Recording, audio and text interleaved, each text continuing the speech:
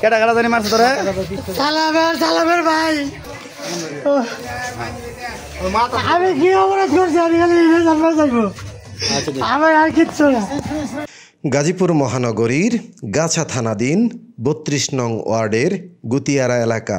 শান্ত এই জনপদ এখন আতঙ্কের নাম, কারণ একদল দুর্ধর্ষ সন্ত্রাসী যারা শুধু এলাকায় ত্রাস সৃষ্টি করে নয়, মানুষের জীবন জীবিকাকেও করে তুলেছে অনিশ্চিত।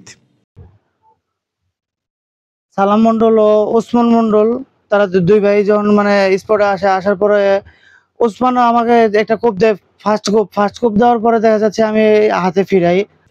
৬ জুন ২০২৫ রাত ১২টা ৪০ এলাকার সাধারণ মানুষ যখন ঘুমে আচ্ছন্ন, তখনই ঘটে এক রোমহর্ষক ঘটনা। ইসরাফিল হোসেন, বয়স ২৬, দোকান থেকে টাকার ব্যাগ নিয়ে ফিরছিলেন বাসায়। পথিমধ্যে ২ নম্বর আসামি ওসমান মণ্ডল তাকে উদ্দেশ্য করে শুরু করে অকথ্য গালিগালাজ। ঈদের আগে প্রায় ৩-৪ দিন আমাদের দোকানের ব্যবসা গেছে, যেহেতু আমি বিকাশ, রকেট, নগদের ব্যবসা করি ও সাথে পাশাপাশি মুদির ব্যবসা করি। তো মুদির ব্যবসা কইরা বাসার দিকে যাওয়ার পর প্রায় আনুমানিক রাত 12:30টার দিকে আমি বাসায় যাওয়ার সময় পাশে দেখি তো আমার চাচতো ভাই নয়ন, উনি দাঁড়ায় রয়েছে টেলার্সের সামনে। তো আমি ওনারা বললাম যে ভাই আমার সাথে একটু চলো, যেহেতু আমি নগদ বিকাশের রকেটের ব্যবসা করি, ঈদের বেচা কিনা, আমার সাথে অনেকগুলো টাকা আছে, আমার একটু আগায় দিয়ে আসো। প্রতিবাদ করতে গেলে হামলা করে বসে সন্ত্রাসীরা। পরিস্থিতি খারাপ দেখে এগিয়ে আসেন ইসরাফিলের ভাই নয়ন খান ও তার ছোট ভাই তৌহিদ, কিন্তু তারাও রেহাই পাননি। আমি ওটা ন্যায়সঙ্গত প্রতিবাদ করি যে আপনি গালি দিতেছেন কেন। ওই কথা বলার সাথে সাথে ওনারা মহিলারা আরো খারাপ ভাষায় কথা বলতেছে। বলার পর হঠাৎ করে ওসমান আসছে। ওসমান আসার পরে কোনো কথা না বলেই ওসমান আর সালাম মন্ডল বাসা থেকে বের হইছে। সালাম মন্ডলের হাতে দা ছিল, ওসমানের হাতে জিআই পাইপ ছিল। সেই পাইপ দিয়ে হঠাৎ করে আমার হাতে আঘাত করে, আমার বাম হাতে আঘাত করার পর আমি নিচে পড়ে যাওয়ার পর তো আমার পাশে ছিল আমার চাচতো ভাই নয়ন, আরো একটা ছোট ভাই ছিল তৌহিদ।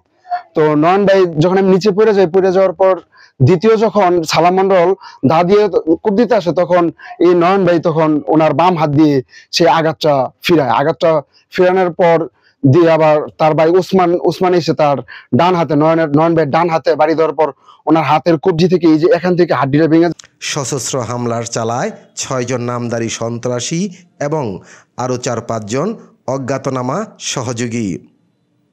নিচে পড়ে যাওয়ার পরে ওই সালাম মন্ডল ওনার নয়ন ভাইয়ের মাথায় দা দিয়ে কোপ দেওয়ার পরে ওই জায়গায় প্রায় ৮ থেকে ৯টা সিঁড়ি লাগে।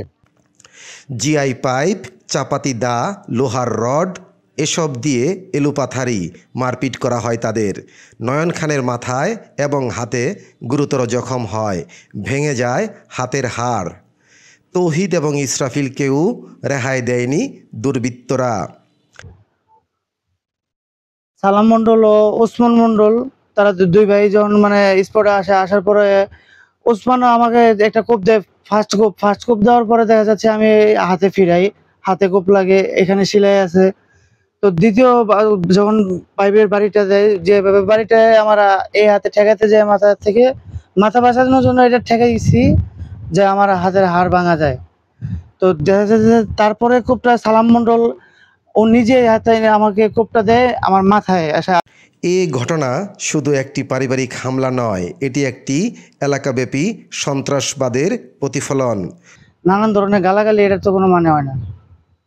তো এরকম এক কথা দুই কথা হঠাৎ করে ওই সালাম মন্ডল ও তার ভাই এসে কি হয়েছে বলতে বলতে এই শরীরে আঘাত হঠাৎ করে। তারপরে দেখি যে ৪-৫ জন লোক একসাথে দেশীয় অস্ত্র হাতে, প্রথম আঘাত করার সাথে সাথে আমার বাম হাতে আমার শিলি, এই হাতে ঠেকাইতে যায়, এই হাতে আঘাত পাই। দ্বিতীয় আঘাত পাই আমার ডান হাতে। তৃতীয় আঘাত যখন আমার মাথায় হয় তখন আমি মাটিতে পড়ে যাওয়ার পরে এলোপাতাড়ে মারা হয় আমাকে। অভিযোগের নাম এসেছে আব্দুস সালাম মণ্ডল, উসমান মণ্ডল, মোস্তফা ওরফে বড় বুবা, বাবুল মিয়া, নাজমুল ইসলাম ও আফসার আলী। তাদের বিরুদ্ধে আগেও মাদক, ভূমি দখল, চাঁদাবাজি ও সন্ত্রাসী কার্যকলাপের একাধিক অভিযোগ রয়েছে। আহতদের শহীদ তাজউদ্দিন আহমেদ মেডিকেল কলেজ হাসপাতালে ভর্তি করা হয়। গাছা থানায় দাখিল হয় এজাহার। প্রথম আসামি আব্দুস সালাম মণ্ডল দাবি করেন তারা ডাকাত সন্দেহে এই হামলা চালায়, তবে তার বক্তব্যে রয়েছে অসঙ্গতি। এটা তো ভাই আমার বাড়ি হইলো এই 500 গজ ভিতরে, আর হইলো গিয়ে আপনার ওই ঘটনাটা করতে আমার ছোট ভাইয়ের বাড়ির সামনে রোডে। এটা ওই ঈদের দিনটা 1:40 মিনিটের ঘটনা। গরু নিতে লইছিল গা, বাট আপনার এই বাবা শিক্ষা ফাঁকা করছে, আশেপাশে লোক জায়গা আইছে, আইয়া তারা এই মনে করেন ডাকায় চোর এটা কইয়া ধরে নিতেছে, এতটুকুই জানি ভাই। এদিকে এসআই সুকান্ত গাছা থানার তদন্ত কর্মকর্তা জানান, এখনও তদন্ত চলছে, আসামিদের ধরার চেষ্টা চলছে, তদন্ত সাপেক্ষে প্রয়োজনীয় ব্যবস্থা গ্রহণ করা হবে।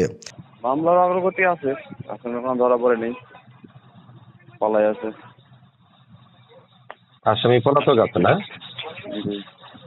এখন সময় প্রশাসনের জোরালো পদক্ষেপ নেওয়ার।